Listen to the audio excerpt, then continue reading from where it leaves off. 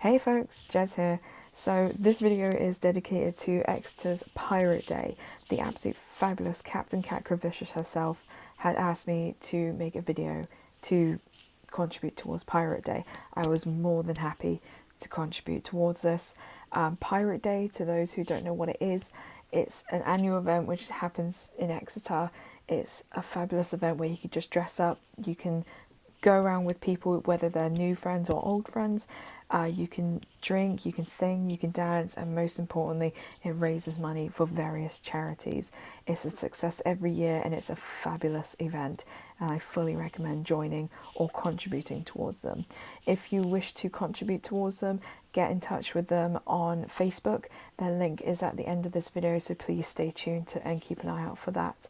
Otherwise, enjoy this video. I had much fun making this. If you have any questions, comments, concerns, please feel free to contact me, and I hope you folks enjoy, and I hope everyone is staying safe, sane and healthy out there. Take it easy, folks.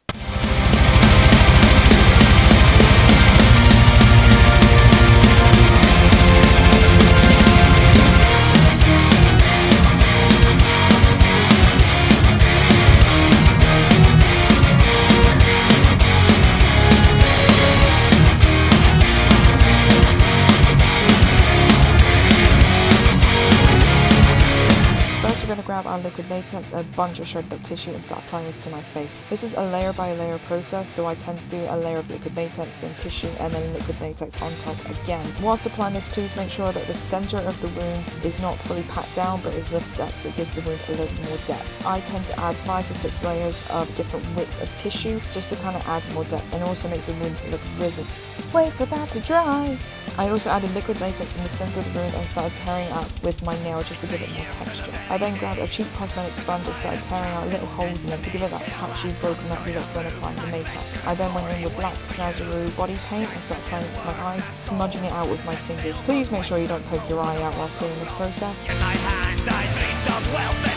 Once the liquid latex was dry, I grabbed Snazaroo body paint in red and started covering the whole wound and started smudging the edges out with my fingers just to blend it in a little more. Make sure you cover every single patch of white while doing this process.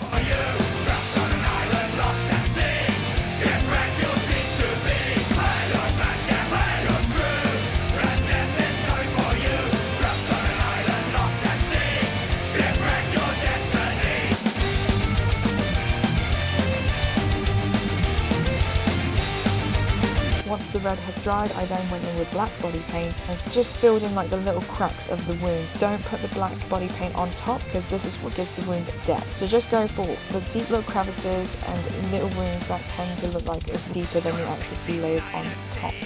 Whilst doing this, I also blended out the black a little with my fingers. If you really are struggling to blend colours with your fingers, I tend to apply the black body paint and then apply red body paint on top just to kind of mix in a little bit. Using that colour, I then dried it on the outside edges just to make the wound look more risen and give it a look more depth and look like it's a little more swollen.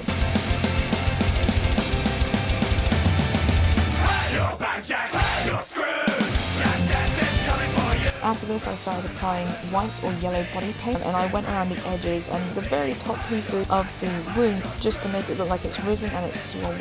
Don't go over the top with the highlight because otherwise it's just going to lose the illusion that it's a swollen wound. Using these skills, apply this to your chin.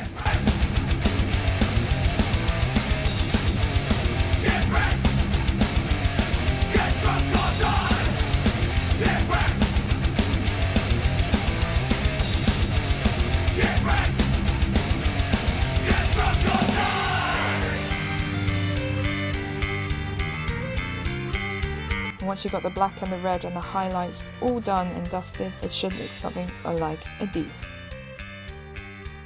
Bruising time.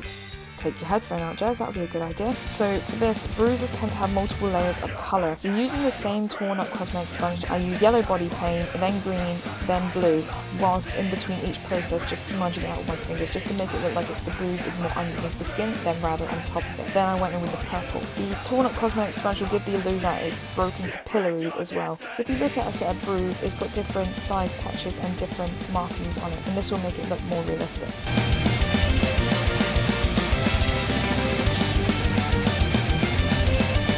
Moving on to the octopus print, I then grabbed Snazzy red body paint and just started drawing little circles around my bruise. Not only did this over the bruising, but I did a little extended out as well, so it looked like it reached a little bit more of my face. I then lightly dabbed with my finger just to make it look more like it's underneath the skin.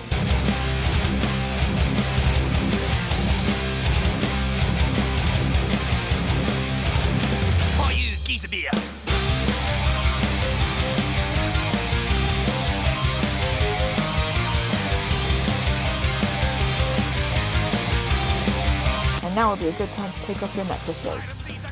Now onto the harpoon. This again is a patience game of layers of liquid latex and tissue. Please make sure that if you are applying an object to your body that it's fake, it's not sharp, and also it's very light as well. The lighter the prop, the better it will stick.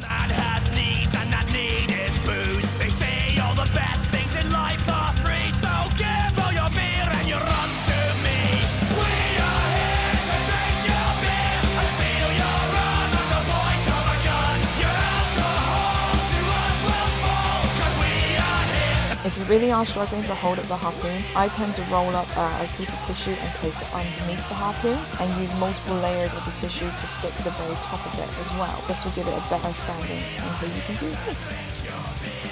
Moving on to blood! Grabbing some bloody scab, I then started to apply this all to my wounds. I applied this to the depth of the wound and also outside the edges, just to make it look like the blood is still oozing out a little bit. Put on as much or as little blood as you want. I like a lot, so that's a personal preference.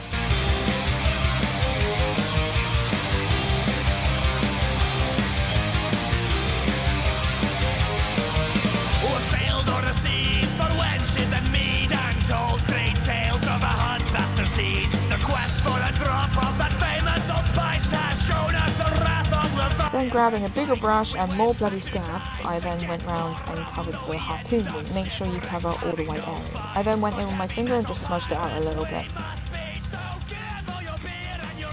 And for the hair, I grabbed 305 modelling wax and just applied it and ran through my fingers through it until you got a wet look.